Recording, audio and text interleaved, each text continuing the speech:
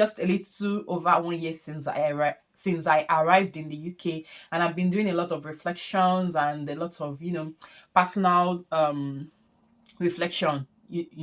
So there's some few things that I've shared in my previous video. If you've not seen it, I will leave the link in the description box so that you can check it out. I shared about my experiences and why I love it here in the UK. In this video, I'll be sharing with you some of the ugly experiences I've had, and the things I feel not so comfortable with.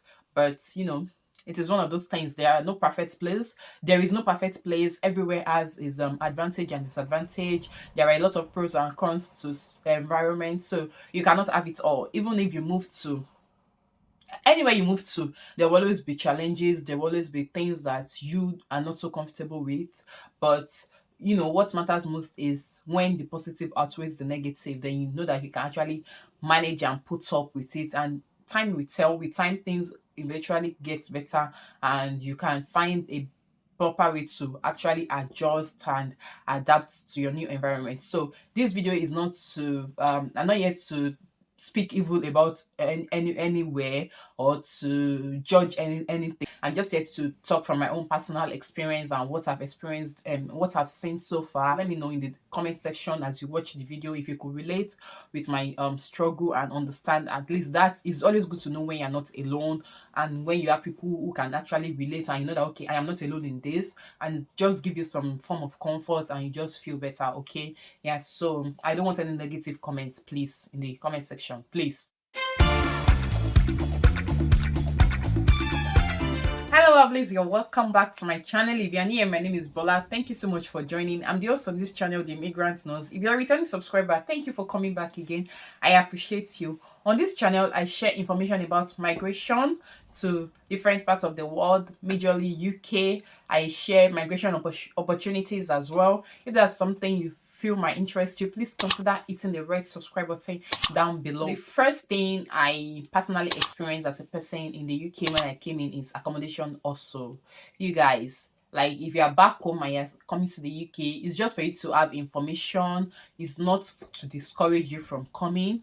It is for you to have information about what is applicable. So I experienced accommodation also. So if you don't know, I came in as a nurse into the UK, and naturally the trust I came to work for, they provide us with accommodation for just 2 months, after which you go out to check to get your own accommodation.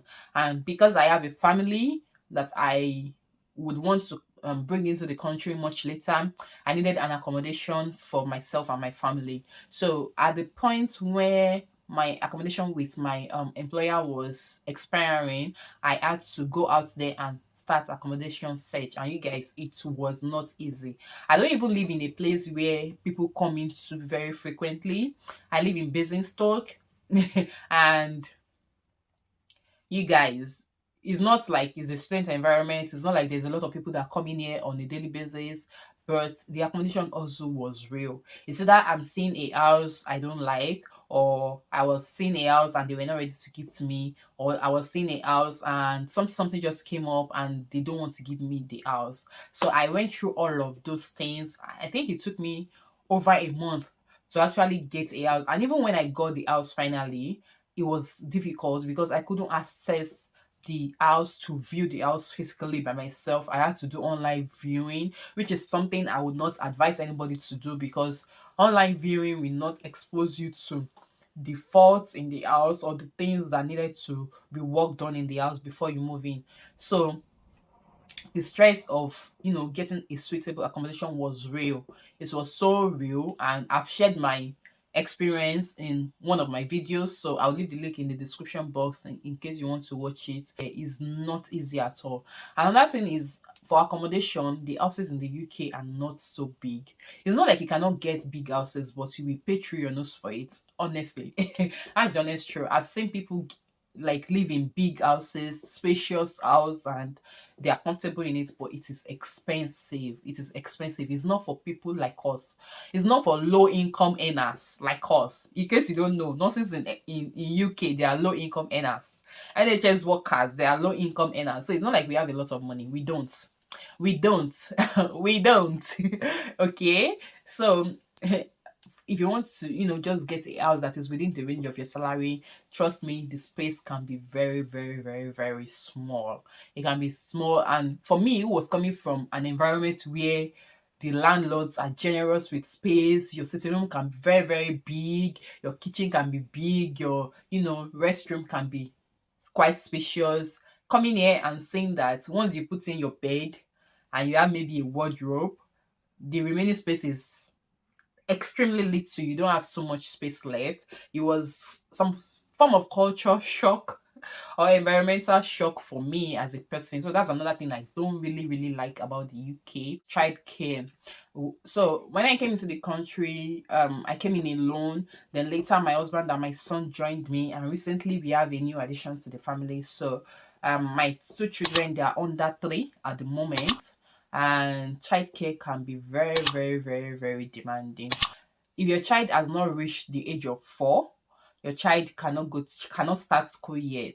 Although they can start nursery, but because you're not yet a citizen, you have to pay for nursery. And nursery is expensive. Currently, we just enrolled my son into nursery for the sake of learning social skills, nothing else. It's not like he's going there to do anything major. It's just for him to go there and learn social skills, to mix and understand that it's not just us that he has. There are people out there, because it was getting to that point where even when we go for a birthday party or when we are in church and he's supposed to be in children department, he's always clinging to myself and his father. So we thought, to help this boy, we need to put him in a school where there are people from different, parts of the world, for him to just know that there are people out there other than myself and his dad. So we have to enroll him in nursery, and we are paying for it, and it is not cheap. We are paying, like, I think, £7 per hour for his age group currently at the moment, and he goes there 3 times in a week for 4 hours each day. And even when he starts school, the school system here is not the same as what we used to have back home, where you can, put your child in school 7 a.m. and go pick the child at 6 p.m., which affords you the opportunity to actually go to work and come back. Because, okay, back at home, my son used to attend crèche back at home. So I work from 8 to 5, and I was able to get a crèche that opens at 7 a.m., such that when I'm going to work, I can drop him off. And when I'm done at work by 5, I can drive to his crèche and just pick him up, and we'll go home together. But the system here is different, which is something you should be prepared for. The system here is different. They start school at past 8, I think 8:15, some places 8:30, 8:35, and they close at 3:15. And with the nature of my own work, I work from 7 a.m. till 7 p.m. So within the space of 7 till 8:15, and from 3:15 to 7 p.m. when I'll be closing, we have to figure out how to sort childcare within that period. Considering that my husband will work from nine to 5. So even at that, it's either you are paying for breakfast club, or you are paying for after school lunch. So childcare is not really, really the easiest thing to achieve in this country.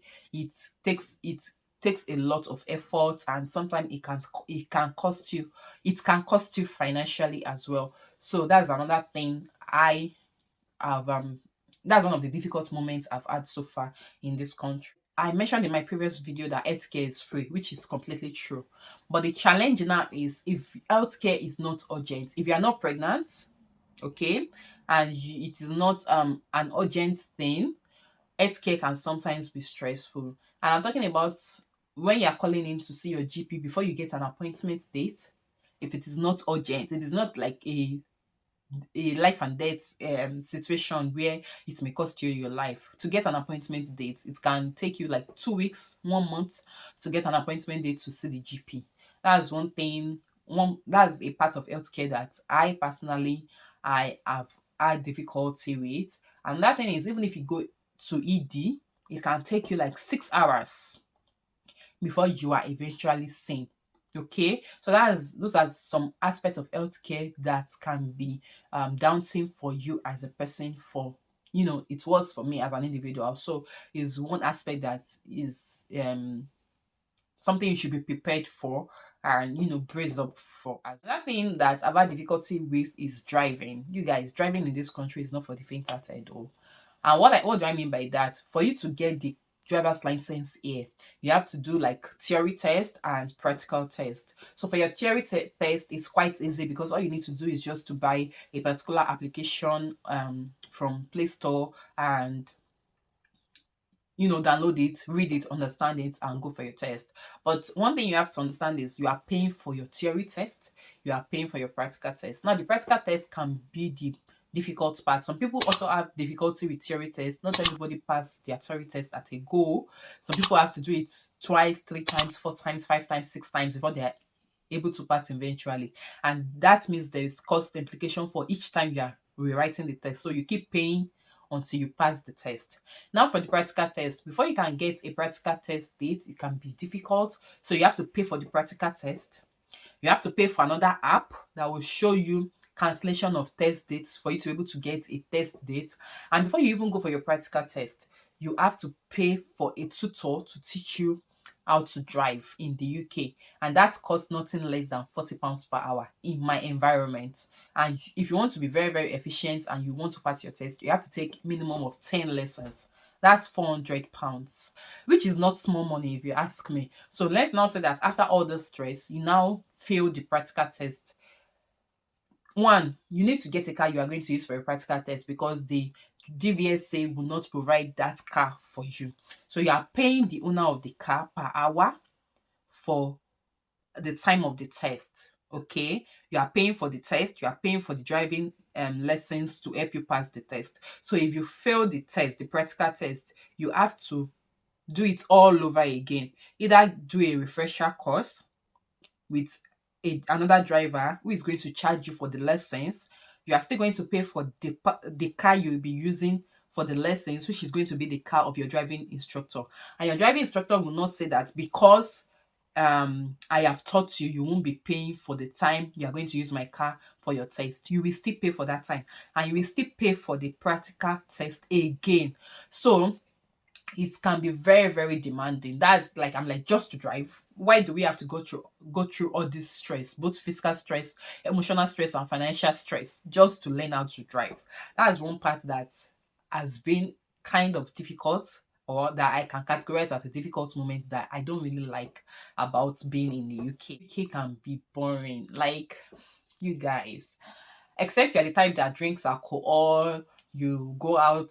There are a lot of pubs, in other words, clubhouse, where you can go and have fun in the way where they have fun. But if you don't drink, if you don't smoke, there is no party here for you to attend. There is no Owambe party for you to attend, or like back home where every Saturday is sure for you. You don't even have to be invited. You can just enter, Bodewale, and have fun. Here it's not like that. I can categorically tell you that we've been living in this property where we currently are for the past 7 months, and I've only seen my neighbor once. Like, I've only seen her once, and I'm sure that if I meet her again outside, I won't know she's the one because I saw her at night. It was dark. I didn't really see her face to be able to master or recognize her. I've only seen her once. It's not like back in Nigeria. And for me, who is currently, nursing a child back in Nigeria, you just need people. You just will have people around to come and help you with childcare. Take care of your baby, bring food for you, and all of those. Yeah, and some of my colleagues have actually brought food for me, but they are back to work. They are busy, you know, they have things to do with their life. So it's just me, myself, my baby, my husband, and my husband is working. So it's not going to be like he's 100% all over the place and all of those things. So it can be very, very boring. Yeah, if you are single and you don't know how to communicate, you don't know how to make friends, you don't know how to mix with people, you can easily slide into depression. Honestly. So that's one thing that I feel that is kind of is it can be categorized as some form of difficulty living in the abroad or living in the UK.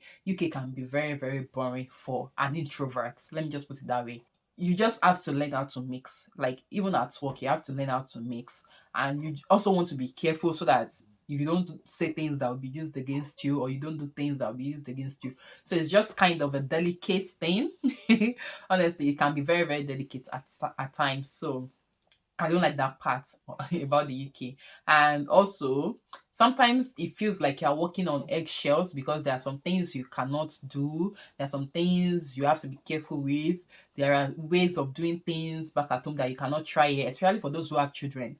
And I used to tell my friends that want to come here and they have children that if the only language your child understands is king back at home, before you bring them here, please teach them to understand your instructions, because you cannot beat your child in this country. You cannot smack your child in this country. You can be arrested for it. Your child can be collected from you for the sake of that.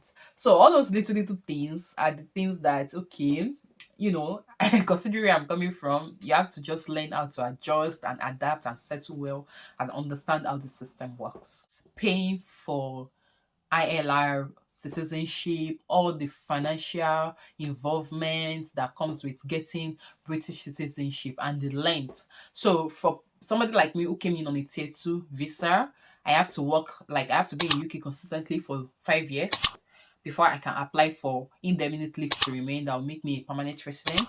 And after 1 year, I can apply for British citizenship. So the fact that you have to wait for that long is something I don't really like, but there's nothing you can do about it. And the fact that you have to pay, like it's not cheap. There is an expenses that comes with getting ILR. There's an expenses that come with getting citizenship, So that part of it is something that I really don't like. This is just personally for me saying I really don't like it, and it may inform my decision to whether stay or not. Finally, this one is for me as a nurse who came in to practice as a nurse. The thing I don't like is for you to actually have enough and have extra to save and enjoy life with in this country. As a nurse, you have to pick extra shifts. So you cannot say that based on my job, I just work for 3 days in a week, I get my salary. By the time you remove house rent, by the time you remove your bills, by the time you get food for yourself and all of those things, you guys, at the end of the day, yeah, food is cheap in UK, relatively cheap in UK. Yeah, I would say that from my calculation and experience so far, food is relatively cheap in the UK.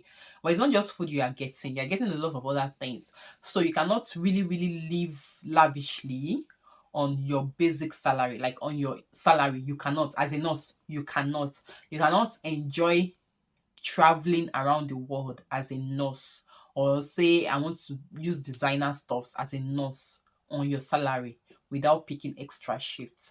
I don't appreciate that as a nurse in the UK. And it's one of the reasons why nurses are, saying, okay, let's talk to the government by, strike action, by, conducting an industrial action. Because the truth is, nursing job in this country is not easy. Guys, it's not easy. You work for 12 hours, and in that 12 hours, you are mostly on your feet. You're attending to people with high demands, that you are moving from one bed to another, meeting people's need. And the truth is, you want to be efficient.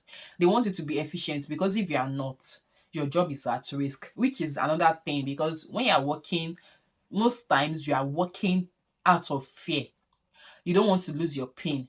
You don't want to lose your like what seems to be the main thing that is, holding you in this country. You don't want to lose it. So you are working out of fear, and you're not getting enough compensation for the hard work you are putting in to make sure that things happen the way it should be. So, and considering the kind of stress we go through, the kind of work we do, we should enjoy life. Honestly, everybody deserves to enjoy life. We should enjoy life, because it is a lot of work. It is not easy at all. Like if you see somebody telling you that nothing in the UK is the easiest thing that can happen to you, it is a lie. It is a lot of work. So that part, I don't really enjoy it as a person. It is draining. Psychologically, it is draining that I have gone to work hard, and I cannot even pick money out of what I have worked hard for, to say let me spend and spoil myself. You have to pick extra shifts. So you're not really resting. Okay, you're not really resting. You have to pick extra shifts to enjoy that extra spice of life, to enjoy that, luxury kind of life which you are entitled to as a person, because you deserve it. Okay, yeah, so those are the things that I personally do not like about England, about UK, as a place and as a nurse. So speaking from my own experience, if you think you can relate with all of these things I've spoken about, let me know in the comment section down below. And again, for emphasis sake, I am not here to judge, I am not here to condemn, I am not here to, I'm not ungrateful. Yeah, I am not ungrateful. I'm grateful, but it's just me, just sharing and letting out my mind just to keep you guys informed as well. To keep you guys informed as well that these are the things that you probably would experience. So if you have an idea, it will not just be a sudden hit on you. So you can actually get yourself well padded and prepared for what is to come. So it is not all rosy, it is not all beautiful. There are challenges, there are downsides to it as well. Yeah, so let me know your thoughts. Let me know if you can relate as well in the comment section down below. Thank you guys for watching. We have come to the end of this video. If you enjoy it, let me know by hitting that like button. It is free, you don't have to pay. Just click the like button and that is all you have to do. Okay, thank you so much. If you are yet to subscribe at this point, please hit the red subscribe button down below. I will be most appreciative of it. It is free as well, you don't have to pay for it. Just click the red subscribe button down below. Do well to share this video with your friends, those who you know that they are still having plans to come into the country. Let me know, share with them. Okay, and I'll see you in my next video. Till then, stay safe and stay blessed. Bye.